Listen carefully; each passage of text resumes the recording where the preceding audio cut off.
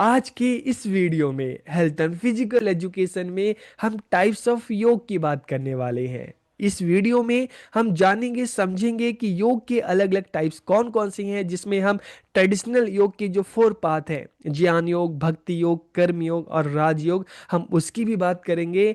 और modern time में जो योग किए जाते हैं हम उसकी भी बात करेंगे। तो वीडियो को पूरा देखिए और लास्ट में कमेंट करके अपना फीडबैक जरूर दीजिएगा। तो वीडियो को हम शुरू करते हैं। आज का हमारा टॉपिक है टाइप्स ऑफ योगा, योग के प्रकार।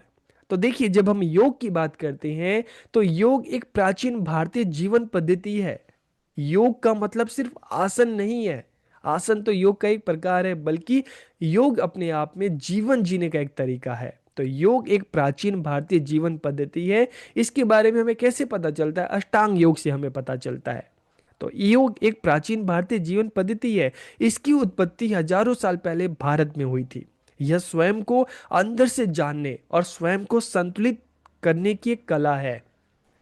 योग वह कला है जो हमें तनाव मुक्त मन, माइंड और रोग मुक्त शरीर प्रदान करती है। इसमें पारंपरिक मार्ग भी शामिल है, जिसमें ज्ञान योग, भक्ति योग, कर्म योग और राजयोग आता है। और आधुनिक जो शारीरिक अभ्यास है, मॉडर्न फिजिकल जो प्रैक्टिसेस है, जो योग है, उसको भी शामिल किया जाता है। तो जब हम बात करेंगे ट्रेडिशनल पाथ ऑफ योग, तो हम इसमें ज्ञान योग, भक्ति योग, कर्म योग और राजयोग की बात करेंगे।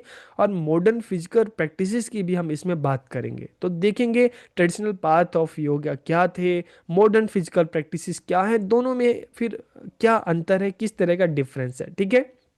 तो जब हम ट्रेडिशनल पाथ ऑफ योग की बात करते हैं तो इसमें कर्म योग आता है, द पाथ ऑफ ड्यूटी, कर्म का मार्ग। Bhakti yoga, the path of devotion to purity.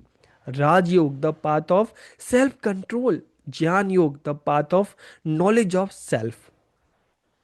तो देखिए, जब हम ट्रेडिशनल पाथ ऑफ योग की बात करते हैं, कर्म योग, भक्ति योग, ज्ञान योग की हम बात करते हैं, संस्कृत में ज्ञान नहीं पढ़ा जाता है, इसको ज्ञा ही पढ़ा जाता है, तो इसलिए मैं आपको ज्ञान योग बता रहा हूँ। ठीक है।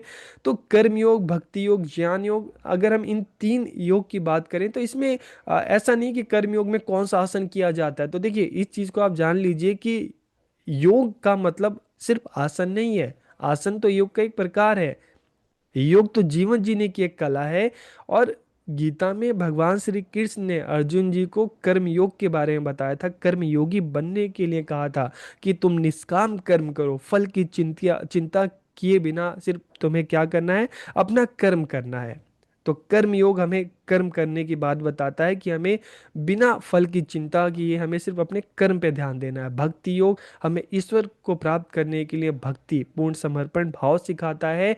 और ज्ञान योग की हम बात करते हैं तो ज्ञान के माध्यम से किस तरह से हम सत्य को जान सकते हैं, ईश्वर को प्राप्त कर सकते हैं, हमें पता चलता है। और जब हम राजयोग की बात करते हैं, ठीक है, तो इसमें मेडिटेशन, सेल्फ कंट्रोल और राजयोग से आगे चल के हठ योग जो है उसकी उत्पत्ति हुई।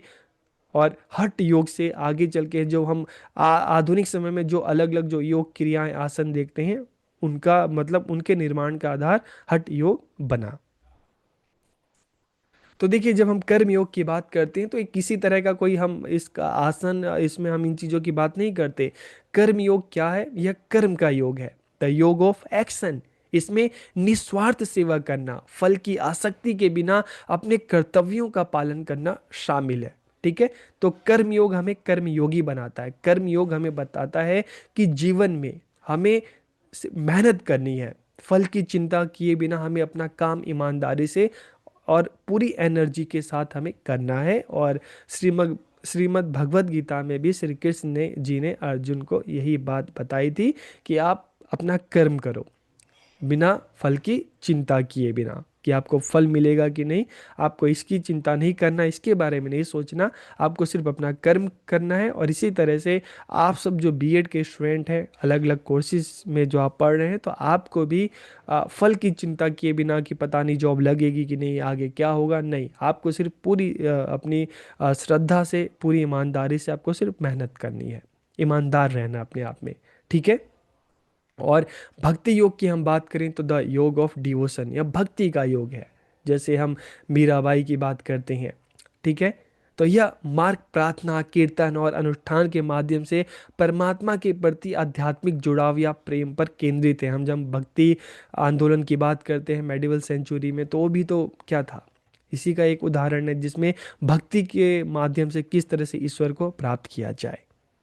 और फिर हम ज्ञान योग की बात करते हैं, तो जब हम ज्ञान योग की बात करते हैं तो द योगा ऑफ नॉलेज और विजडम की एक ज्ञान या विवेक का योग है। यह एक बौद्धिक मार्ग है जिसमें क्या कहा जाता है कि अगर आपको सत्य को जानना है, सत्य को प्राप्त करना है, तो आपको उसके लिए शास्त्रों का अध्ययन करना पड़ेगा, ज़्यादा से ज़्यादा ज्ञान को अर्जित करना पड़ेगा, और ज्ञान के माध्यम से ही आप ईश्वर तक पहुंच सकते हैं, सत्य को प्राप्त कर सकते हैं। जैसे हम आ, आ, शंकराचार्य जी की बात करते हैं, जैसे हम गौतम बुद्ध की बात करते हैं, महावीर की बात करते हैं, जिन्होंने ज्ञान के माध्यम से सत्य की प्राप्ति की। ठीक है। तो यह एक बौद्धिक मार्ग है जिसमें वास्तविकता के स्वरूप को समझने के लिए शास्त्रों का अध्ययन और आत्म पूछताछ शामिल है, जिसमें आप अब ज़्यादा से ज़्यादा ज्ञान जो है ग्रहण करके सत्य तक, ईश्वर तक पहुंच सकते हैं। और जब हम राजयोग की बात करते हैं तो द योग ऑफ मेडिटेशन और विजडम, यह ध्यान का योग है। यह मार्ग ध्यान और पतंजलि के जो अष्टांग योग के माध्यम से मन को खुद पर नियंत्रित करने पर केंद्रित है। और इसी राजयोग से आगे चलकर किसका निर्माण हुआ, किसकी उत्पत्ति हुई, हठ योग की। हठ हठ योग में ह का मतलब है सूर्य की ऊर्जा, और ठ का मतलब है चंद्रमा की ऊर्जा। और हमारे शरीर में सूर्य की ऊर्जा और चंद्रमा की ऊर्जा, एनर्जी, दोनों विद्यमान है। तो जो हठ योग है, इन दोनों को बैलेंस करने के लिए, दोनों पर नियंत्रण करने के लिए किया जाता है, ताकि हमारा जो शरीर है, ठीक है, एक संतुलन स्थापित हो सके शरीर में, मन में, और हम अपने काम को अच्छे तरीके से, बेहतरीन तरीके से कर सकें। तो इसमें जब हम हठ योग की बात करते हैं तो सूर्य नमस्कारासन है, वो भी इसका एक प्रकार है, पद्मासन है, ताड़ासन है, इस तरह के आसन। ठीक है। और आगे चल के हम आज के समय में जो योग प्रैक्टिसेस देखते हैं, उनकी उत्पत्ति का आधार क्या बना, हठ योग बना। तो आज के समय में जो भी योग हम प्रैक्टिसेस करते हैं, उसकी उत्पत्ति का आधार हठ योग, और हठ योग जो है उसका जो पूर्वज कौन रहा है, वो राजयोग। ठीक है। तो आज के समय में जितनी भी हम योग प्रैक्टिसेस करते हैं, उसका जो एक आधार जो है, हम क्या कह सकते हैं, राजयोग। ठीक है। बाकी के जो कर्म योग हैं, भक्ति योग है, ज्ञान योग है, वो जो योग के जो मार्ग है, कर्म पे ध्यान देता है, उसमें हम किसी आसन की बात नहीं कर रहे, वहाँ पे कर्म की बात की जा रही है, भक्ति की भी बात की जा रही है, ज्ञान की बात की जा रही है, क्योंकि योग अपने आप में सिर्फ आसन नहीं है, बल्कि जीवन जीने का एक तरीका है। अब हम मॉडर्न फिजिकल प्रैक्टिसेस की बात करते हैं। मॉडर्न टाइम में जो योग प्रैक्टिसेस की जाती है, उसकी हम बात करते हैं। तो कौन कौन से हैं, विन्यास योग, पावर योग, yin योग, रेस्टोरेटिव योग, योग निद्रा, अयंगर योग, कुंडलिनी योग, हॉट योग, चेयर योग, प्रसवपुर योग, अलग अलग योग हैं। आप इसको देखिए, और एग्जाम में आपने में से कोई भी 5-6 एग्जाम के लिए जो भी आपको अच्छे से याद हो, आप उसको कर सकते हैं। ठीक है। तो देखिए, सबसे पहले हम विन्यास योग की बात करते हैं। It is known for its flow, इसे प्रवाह के रूप में जाना जाता है। विन्यास गति को साथ के साथ जोड़ा जाता है। जैसे स्कूल में भी मॉर्निंग असेंबली में जो एक्सरसाइज करवाई जाती है, तो एक फ्लो में करवाई जाती है। 1 2 3 4 5 6 7 8 8 7, इस तरह से एक फ्लो में जो करवाई जाती है। तो विन्यास गति को सांस के साथ जोड़ा जाता है। ठीक है। फिर हम पावर योग की बात करें, तो इस इमेज से आपको समझ में आ गया होगा कि हम इसको पावर योग क्यों कह रहे हैं। यह फिटनेस पे आधारित एक दृष्टिकोण है जो शक्ति और लचीलेपन पे जोर देता है, इसलिए हम इसको पावर योग कह रहे हैं। इसमें आध्यात्मिक पहलुओं पे कम और शारीरिक व्यायाम पे अधिक ध्यान केंद्रित किया जाता है। इस तरह का जो योग है, हर कोई नहीं कर सकता। उसके बाद हम इन योग की बात करते हैं। ठीक है। अब इन योग क्या है, एक ध्यान पूर्वक अभ्यास, जहां आसनों को एक लंबी अवधि, कोई भी आसन हम करते हैं तो 3 से 5 मिनट की एक लंबी अवधि पर हम एक आसन जो है वो करते हैं। ठीक है। तो एक ध्यान पूर्वक अभ्यास जहां आसनों को लंबी अवधि, आमतौर पे 3 से 5 मिनट के लिए रोका जाता है। तो इस तरह के योग को, जिसमें एक आसन लंबे समय तक किया जाता है, एक ही पोज में आप इतने टाइम तक रहते हैं, तो उसे हम क्या कहते हैं, इन योग कहते हैं। और अगर हम रेस्टोरेटिव योग की बात करें तो एक किस तरह का योग है, बहुत आप इसको देखेंगे, इमेज को देखेंगे तो लगेगा यार इससे तो हमें बहुत ज़्यादा आराम मिलेगा। ठीक है। तो इसमें शरीर को पूरी तरह से सहारा देने के लिए कंबल है, पिलो है, उनका उपयोग किया जाता है। और इसका लक्ष्य क्या है? तनाव से राहत और पूर्ण विश्राम। लेकिन इसका मतलब ये नहीं है कि जब हम रेस्टोरेटिव योग की बात करते हैं तो जब आप कोई काम कर रहे हैं, आप बैठ के काम कर रहे हैं, आपके मतलब बैक में पेन हो रहा है, उस सिचुएशन में ये योग आपके बॉडी को रिलैक्स करता है। ठीक है। इसका मतलब ये नहीं कि सुबह आप सोए हैं तो फिर बस सोते सोते यही करते रहो और सो जाओ, ऐसा नहीं है। ठीक है। फिर हम योग निद्रा की बात करते हैं। इसे यौगिक नींद भी कहा जाता है। यह लेट कर किए जाने वाला एक निर्देशित ध्यान है। इसका उद्देश्य क्या है? जागृति और नींद के बीच में गहरी सचेत विश्राम की स्थिति पैदा करना, जहाँ पे हमें रिलैक्सेशन मिलती है। फिर हम अयंगर योग की बात करते हैं। आजकल के टाइम में आपने बहुत सारे वीडियोस में इस तरह के योग देखे होंगे, जहाँ पे एक जो फिजिकल अलाइनमेंट है, कई लोग को प्रॉब्लम होती है इस तरह के अलाइनमेंट में, तो उनके लिए जो बेल्ट है, जो रस्सी है, उसका सहारा लिया जाता है ताकि ये अलाइनमेंट सही तरीके से किया जा सके। तो इसमें बेल्ट और ब्लॉक जैसे उपकरणों का उपयोग किया जाता है ताकि शरीर की सीमाओं के बावजूद आसन सही ढंग से किया जाए। ठीक है। फिर कुंडलिनी योग की अगर हम बात करें तो यह बार बार दोहराए जाने वाले शारीरिक अभ्यासों को गहन श्वास अभ्यास, मंत्रोच्चारण और ध्यान के साथ जोड़ता है। तो मतलब इस तरह के कुंडलिनी जागरणी जो योग है, ठीक है, कुंडलिनी जो योग है, हम इसको अक्सर मंत्रोच्चारण के साथ करते हैं। जैसे बहुत सारे योग है ना, हम उसके लिए जब करते हैं तो ओम हम इस तरह से हम बोलते हैं। ठीक है।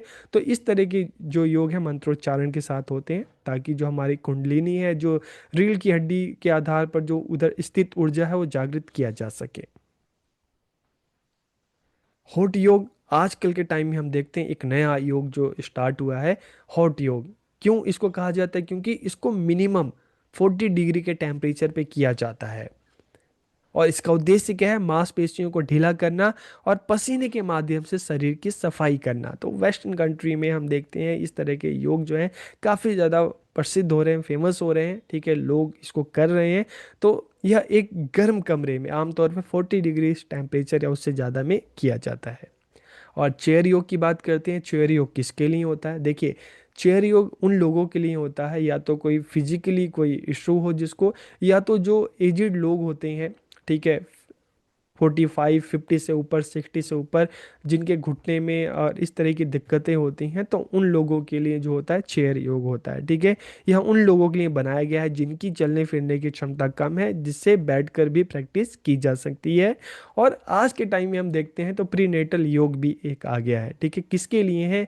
जो लेडी जो है प्रेग्नेंट होती हैं और उनकी डिलीवरी नॉर्मल तरीके से हो, तो उसके लिए जब 5th 6th मंथ बीत जाते हैं तो उनको इस तरह के जो योग करवाया जाता है ताकि नॉर्मल डिलीवरी हो सके। ठीक है। तो इसे प्रीनेटल योग भी हम कहते हैं। तो इस तरह से हम देखते हैं कि जो मॉडर्न योग प्रैक्टिसेस है, जिसमें विन्यास योग, पावर योग, इन योग, रेस्टोरेटिव योग, निद्रा, ठीक, योग निद्रा, अयंगर योग, कुंडलिनी योग, हॉट योग, चेयर योग और प्रीनेटल योग, ये सारे योग जो है मॉडर्न फिजिकल प्रैक्टिसेस में आते हैं। और जब हम ट्रेडिशनल 4 पाथ की बात करते हैं तो ज्ञान योग, भक्ति योग, कर्म योग और राजयोग। तो आपको वीडियो कैसा लगा कमेंट करके ज़रूर बताइएगा। आप सबका बहुत बहुत धन्यवाद।